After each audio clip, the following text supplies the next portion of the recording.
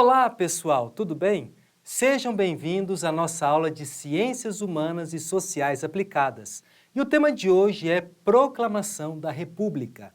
Na aula de hoje, nós vamos ver como que o Brasil se transformou de um país monárquico, governado por um imperador, para um país republicano, governado por um presidente. Olha só esse slide que eu vou mostrar para vocês agora, pessoal. Essa imagem que vocês estão vendo aí na tela, o título dessa imagem chama-se Proclamação da República e foi feita por Benedito Calixto, um artista lá do finalzinho do século XIX, e essa imagem ela foi feita em 1893. E essa imagem, pessoal, ela representa justamente o tema da nossa aula. Essa imagem representa a proclamação da República. Eu vou até colocar aqui no slide a data da nossa República, deixar aqui o dia da nossa República, dia 15 de novembro de 1889, que marcou essa virada do Brasil Império para o Brasil República. A proclamação da República ela aconteceu no Rio de Janeiro, que era a capital do Brasil na época. Então, como vocês estão vendo aí nessas imagens, nessa imagem, melhor dizendo, você vê a presença de militares, você vê a presença de canhões, de pessoas com fardas, e de fato os militares eles tiveram uma participação efetiva na proclamação da República. Não é à toa que o nosso primeiro presidente foi um militar, o Marechal Deodoro da Fonseca. E é muito interessante, pessoal, vocês compreenderem esse momento, porque hoje em dia nós estamos vivendo um período republicano.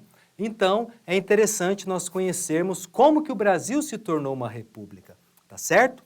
A primeira coisa que eu gostaria de falar com vocês é justamente a diferença entre monarquia e república. Vou fazer uma diferença de um modo mais resumido, para que vocês possam entender e também por causa do nosso tempo. São várias as diferenças, mas eu elenquei algumas para nós utilizarmos aqui na nossa sala de aula.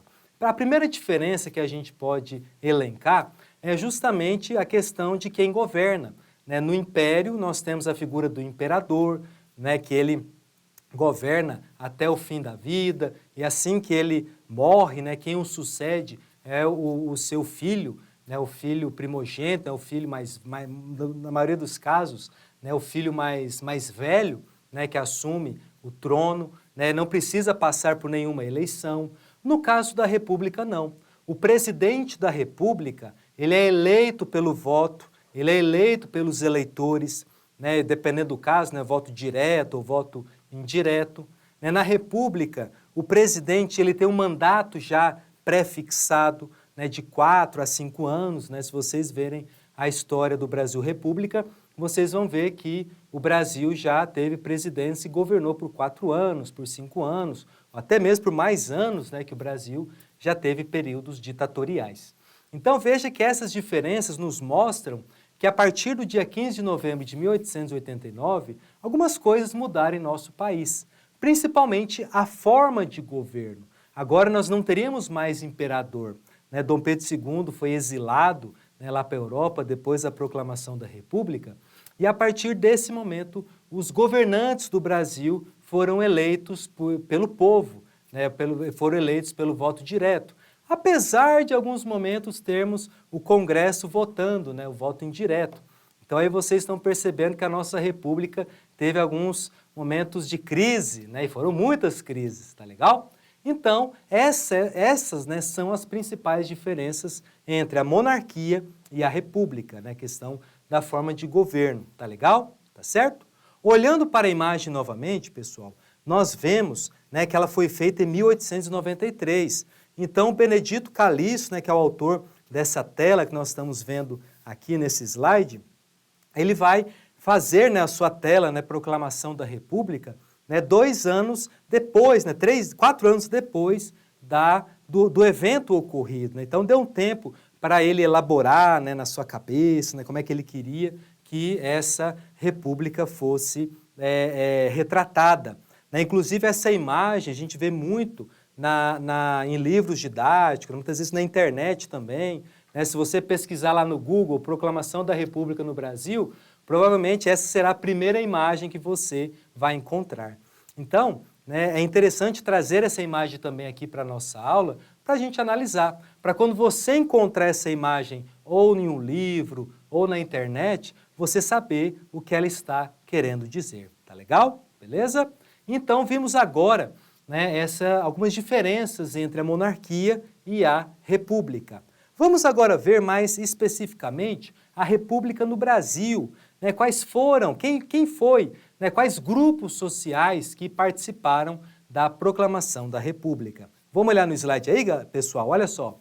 Vamos ler aqui, ó. A instauração da república no Brasil foi a culminância de um processo de desgaste da monarquia, ou seja, a monarquia já passava por uma crise política, uma crise econômica também, ao longo do século XIX. Já na década de 1870, 3 focos de oposição ao imperador, vamos lembrar, vou até escrever aqui no slide, para a gente não esquecer, que o imperador no Brasil nessa época era Dom Pedro II.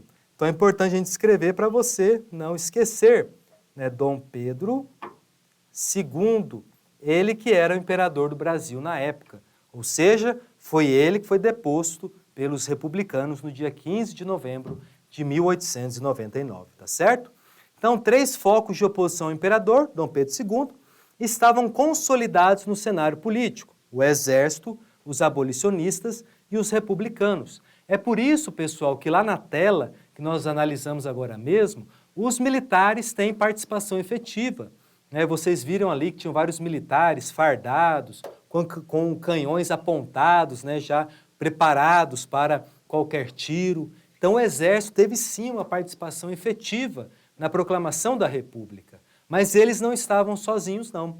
Também outros grupos, olha só, gente, nós temos os abolicionistas, né? Vamos lembrar, pessoal, que em 1888, a princesa Isabel, que era filha do Dom Pedro II, ela assinou a Lei Áurea, aquela lei que aboliu do território nacional, do território brasileiro, a escravidão. Então, os abolicionistas, eles também vão defender a proclamação da República. Eles consideravam absurdo, né, até aquela data ter escravos no Brasil.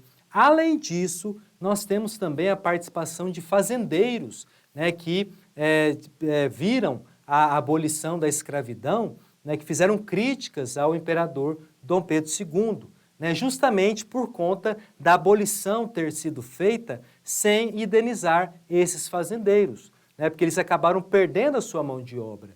Né. Vamos lembrar que os escravos eram a mão de obra no Brasil durante muito tempo, Brasil colônia, né, durante boa parte do Brasil Império. Então, quando aconteceu a abolição da escravidão, né, e os escravos puderam, né, finalmente, né, viver livres, né, esses fazendeiros perderam essa mão de obra, né, esses antigos escravos que trabalhavam nas fazendas. Então, eles vão começar a se revoltar contra o Império por causa disso. E muitos deles vão aderir aos republicanos, né, vão apoiar a proclamação da República. Tá legal? Nós temos também um outro grupo, que são os republicanos, né, que desde a segunda metade do século XIX, ali aproximadamente 1850, nós vemos surgir os primeiros partidos republicanos, né, os primeiros grupos, né, de defesa da República. Mas, se nós olharmos na nossa história, nós vamos ver que, desde as revoltas coloniais, já se tinha, né, em alguns locais no Brasil, a defesa da proclamação da República. Então, veja que não era uma novidade. Né, as antigas colônias espanholas, né, os nossos vizinhos, né, os nossos vizinhos hermanos, né, eles se tornaram repúblicas após a independência. No caso do Brasil, não. No caso do Brasil, o Brasil se tornou um país independente, mas virou uma monarquia, né, virou um império. Então, essa defesa da República no Brasil era algo antigo, não era uma novidade em 1889. E só uma curiosidade para vocês, né, o Brasil foi o último país da América a se tornar uma república. Foi o último país da América também a abolir a escravidão. Tá legal? Beleza? Então, esses três grupos sociais é que vão participar efetivamente da proclamação da República. Além disso, nós temos o uso, né, da imprensa, né, dos jornais da época. Né? Muitos abolicionistas, como José do Patrocínio, Joaquim Nabuco, né, entre outros, que vão defender não somente a abolição da escravidão, mas também irão defender a proclamação da República. Então veja que o Brasil, no final do século XIX, estava muito agitado politicamente, né? Seja pela questão do Império, que estava em crise, seja pela questão dos republicanos, que a cada dia ganhava mais força, até desaguar no 15 de novembro de 1889. Tá legal? Muito se pergunta, quando a gente fala sobre a proclamação da República, a respeito da participação do povo. Né? Vou até voltar aqui o slide para vocês verem, na imagem aqui do Benito Calixto, vocês vão ver que não tem muito povo aqui, né? A maioria é militar, né? Praticamente são militares, né? Todos militares, né? Que estão participando da proclamação da República. Aí você pode se perguntar, mas será que o povo não participou? Né? Vamos ver aqui nesse slide que tem algumas respostas para essa pergunta. Olha só, gente. Então, a República é uma forma de governo, né, que se opõe à monarquia. Falamos disso. Aliás, vamos passar aqui para a frase abaixo, né, que ela vai responder essa pergunta que vocês fizeram. Olha só, em frase que se tornou famosa, Aristides Lobo, que era um jornalista ali da época da proclamação da República, né, ele manifestou o seu desapontamento com a maneira pela qual foi proclamado o novo regime. Segundo ele, o povo que, pelo ideário republicano, deveria ter sido protagonista dos acontecimentos, assistir a tudo bestializado. Eu vou até sublinhar essa frase aqui, ó, sem compreender o que se passava, julgando talvez uma parada militar. Então não teve participação popular. A proclamação da República não teve apoio do povo. Não foi algo discutido entre as pessoas, né, nas cidades, não foi algo que nasceu do povo, mas sim daqueles grupos que a gente acabou de estudar agora mesmo, tá certo? Então veja, pessoal, que interessante, né, como se deu esse processo da proclamação da República no Brasil, né, no dia 15 de novembro de 1889, lá no Rio de Janeiro. Então o Brasil até hoje é um país republicano, né? Até hoje nós temos presidentes que são eleitos pelo povo, né, presidentes que governam, né, por 4 anos, tendo a possibilidade, né, de serem reeleitos para mais 4 anos. Né, e a República, ela possibilitou, né, uma participação popular mais efetiva por meio do voto direto.